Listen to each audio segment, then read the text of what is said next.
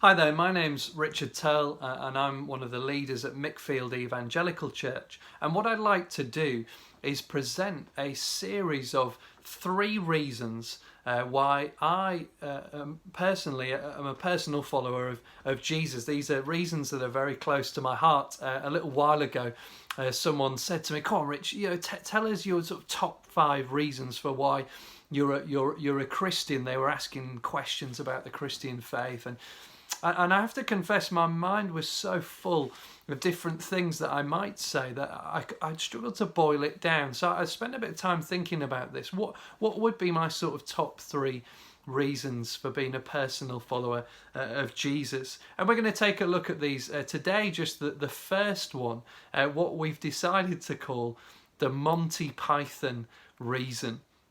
Monty Python, the Pythons produced great comedy sketches and films, and their film The Life of Brian in 1979, there was this sketch, what have the Romans ever done for us? And Reg he's leading this discussion, what have the Romans ever done for us? And all these activists are gathered together, and someone says, well, the aqueducts, the roads, sanitation. Well, apart from that, what were the Romans ever? And so it goes on until Reg says, okay, well, apart from the sanitation, the medicine, education, wine, public order, irrigation, the roads, fresh water system, and public health, what have the Romans ever done for us? And it can be a little bit like that with Christianity and Jesus and the Bible. We can think, well, what has Jesus ever done for us? What I'd like to propose today is that we should take a look at Jesus, because his positive impact on this country is staggering. Now, by saying that, what I'm not saying that we as Christians have got it all sorted. We certainly haven't. I'm not bemoaning the loss of a Christian nation. I don't believe there is such thing as a Christian country. I'm not being grumpy about this at all. But what I am saying is that we ought to be moved to look again at Jesus because of his impact on our nation.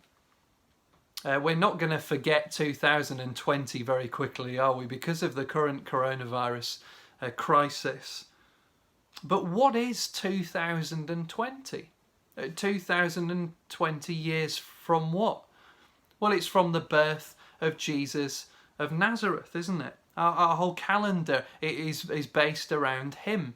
The academic terms in schools, colleges, universities are based around the major Christian festivals. 7 days a week, and that idea of the 7 days and work and rest, and that balance is heavily indebted to Jesus and the biblical teaching. During the course of this coronavirus crisis, of course, the schools have been closed, and that's a major issue for us as a nation. Parents are very concerned. There's lots of things that have to be thought through in relation to that. But where do the schools and education come from? Where does all of that come from? Well, the monasteries and cathedrals were places of study of the Bible and other texts, and they produced a culture that created universities and schooling. Christians always placed a high value on literacy and literature and reading books and scholarship. And the monks preserved the learning of the ancient world, especially the Irish monks. They preserved texts which would have been lost forever. But isn't that just education for the elites? Well, yes, it is. But Christians were at the forefront of education for all people. They protected children in the workplace. They fought for their safety and protection. They gradually removed them from the workplaces. And the ragged schools, which were schools established by churches, by Christians for poorer children in the community, these ragged schools were the precursor and the platform for the Education Act in 1870. Christians have always been behind education and reading and study and scholarship and learning. In the current crisis, we are listening to the scientists, aren't we? The government have said that they're very keen to listen and to understand what the scientists are saying. But where does the modern scientific culture come from?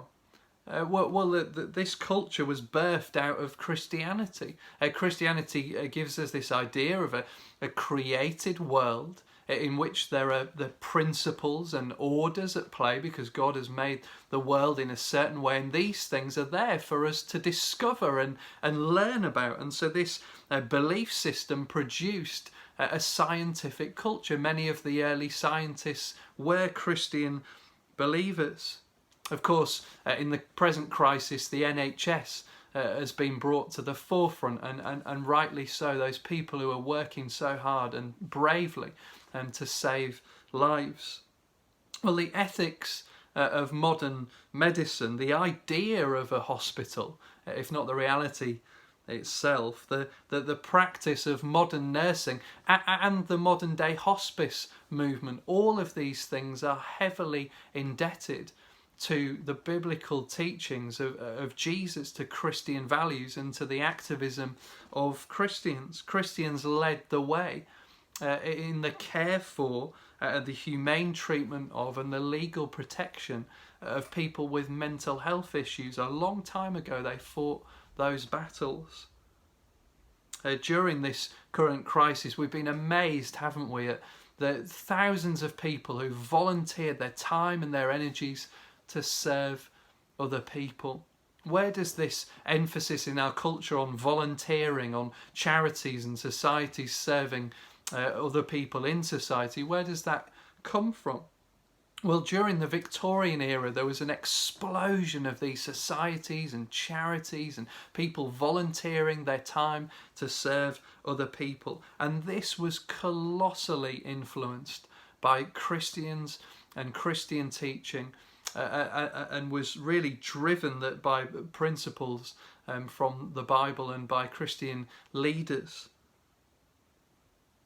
Now, we've not got time to talk about our legal system, our justice system, the influence of biblical teachings through Magna Carta on our laws, on the idea of someone being innocent until proven guilty, on the importance of witnesses. We don't have time to talk about the indebtedness of universal human rights to Christian teachings, or to talk about ethics, art, culture, architecture, democracy, the welfare state. Even atheism and secular humanism is heavily indebted to a Christian understanding of history and to Christian presumptions, as philosopher John Gray in his book 7 Types of Atheism has demonstrated. The idea that leaders ought to serve the people, the concept of a prime minister, that is a first servant, civil service. All of these things are taken straight from the teachings and the life of Jesus. If you've ever thought to yourself in all of this that some person or group of people have gone the extra mile, well, then you're thinking in terms which are indebted to the teaching of Jesus. And it's not just me saying this. You can read the Evolution of the West by Nick Spencer as he shows how Christianity has shaped our values in this country. Read the writings of sociologist Rodney Stark. Why not read the book by Vishal Mangalwadi, the Indian scholar and intellectual who's written the book that made your world, how the Bible created the soul of Western civilization. There's so many people talking about this at the moment. Very interestingly, the celebrated historian Tom Holland has had a complete change of mind about all of this as he's come to see the impact of Christianity on our society. You can read his book Dominion, The Making of the Western Mind, and pick him up on YouTube. Watch some of those interviews and debates that he has. It's fascinating to see how his mind has been changed on this subject. Where I come from, Hull in Yorkshire, our great hero is William Wilberforce. He was born and raised in Hull, and he fought for the abolition of the slave trade. Now, sometimes people will say, oh, well, he was just the figurehead, and in many ways he was. But those friends around him, those people who worked with him, were part of something called the Clapham sect. And they really radically transformed British society in many ways, as well as helping Wilberforce in the battle against slavery and the slave trade. Jesus' fingerprints are all over our history, our country, our culture. We can't escape it. His teachings and these ideas have saturated and permeated our culture. As Jaroslav Pelikan, the historian, says, Jesus is the dominant figure in the history of Western culture. Now, none of this would convince anyone to become a personal follower of Jesus, and that's not what I'm trying to do today.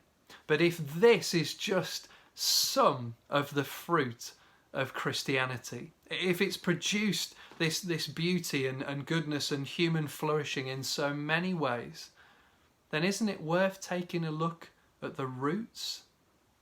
Take a look at Jesus. Why not watch out for our next 2 videos?